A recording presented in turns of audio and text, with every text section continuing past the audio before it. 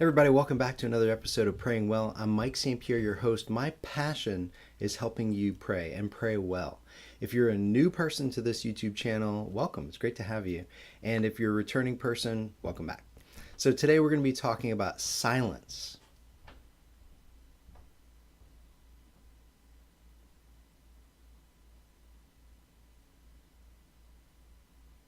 It's pretty awkward, isn't it? And a lot of times silence is like that. And I'm going to share with you two experiments that I've been trying over the last couple of months that help me with silence as it relates to prayer. Before we get into that conversation, just a couple of reminders. You can always go on my website, mikestpierre.com. There's free downloads, there's videos, there's all kinds of stuff. Of course, the blog is kind of the bedrock of that. Make sure you check it out and share it with somebody who is interested and cares about praying just like you do. They want to grow in their relationship with Christ, and they know that prayer is really the key vehicle to make that happen.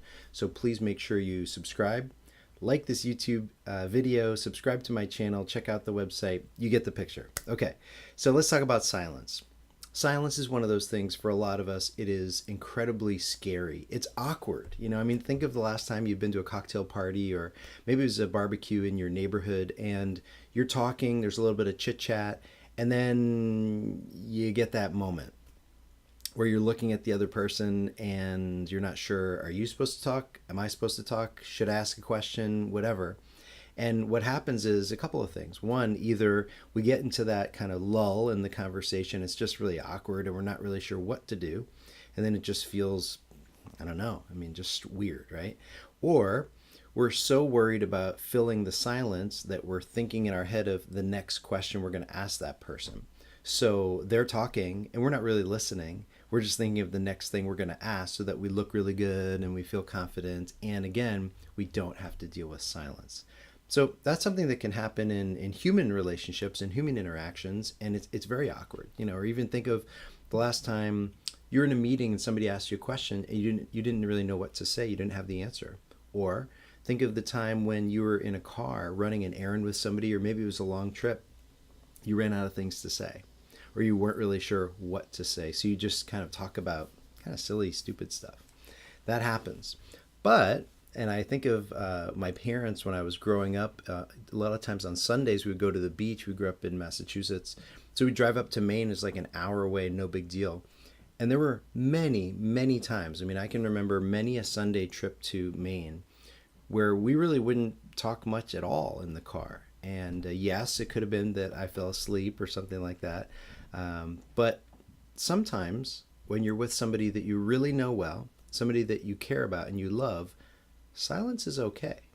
And so when it comes to prayer, we don't have to worry about always filling the spaces.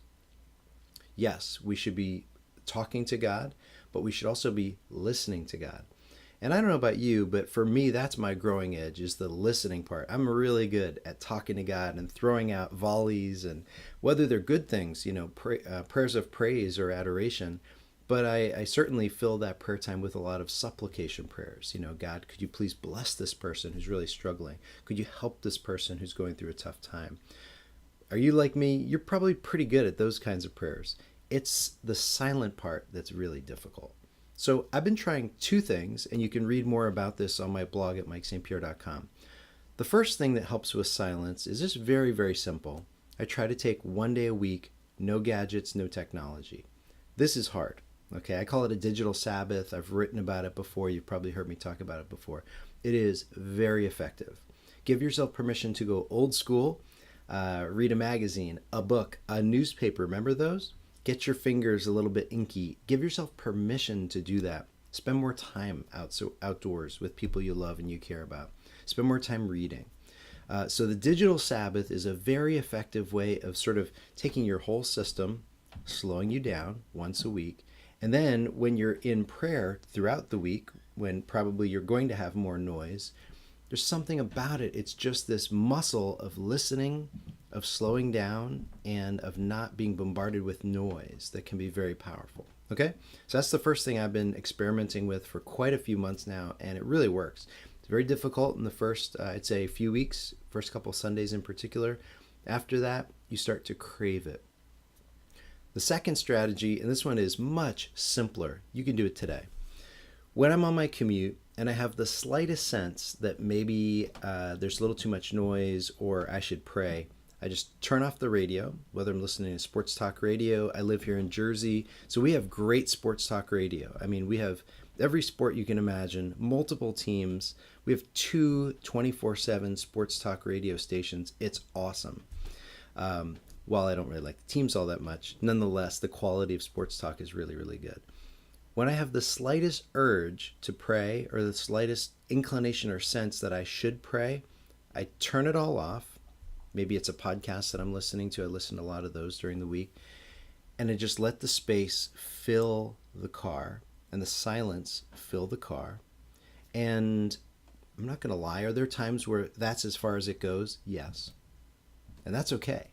But there are other times, I'd say the other half of the times, when I will pray. Maybe it's in my mind, maybe it's in my heart, maybe it's out loud in the car. If you're driving past me, please don't make fun of me. I probably look like a weirdo.